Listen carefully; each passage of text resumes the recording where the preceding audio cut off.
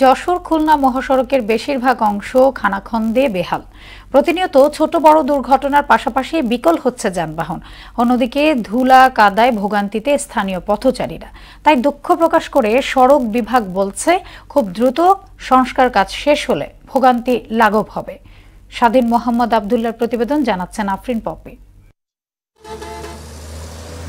যশোর খুলনা মহাসড়কের কোথাও দেবে গেছে, কোথাও বিটুমিন উঠে সৃষ্টি হয়েছে ছোট বড় গর্ত।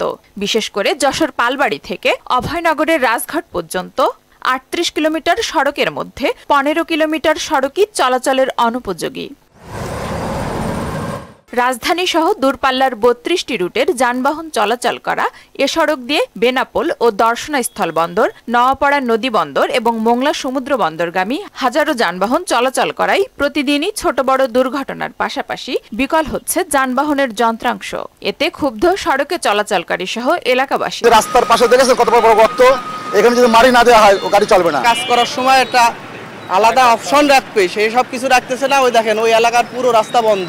আমাদের তাদের রাস্তাটা একটু সুন্দর হোক এবং ভালো হোক। ঘন্টা কি ঘন্টা জামে পড়ে থাকছে, বিভিন্ন লোকজন দুর্ভোগ করছে, অনেক অ্যাম্বুলেন্স গুলো পড়ে থাকতেছে। একবারে জাম লাগলে ৩-৪ ঘন্টা থাকতেছে, জাম ছাড়াচ্ছে না। কংক্রিটের ঢালাই দিয়ে সড়ক সংস্কার করা হচ্ছে।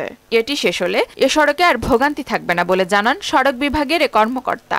ঢালাইয়ের কাজ এমন একটা কাজ, আসলে একটু সময় দিতে হয়। আমি এক কেসে কাজ করলাম, আমার কিউরিং পিরিয়ড ২৮ দিন দিতে হয়, অন্তত মিনিমাম ২০ থেকে ২১ দিন দেওয়া লাগে।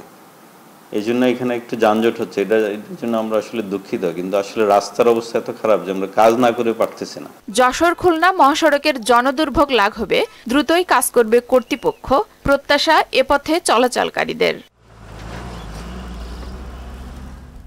আফরিন পপি, মোহনা সংবাদ।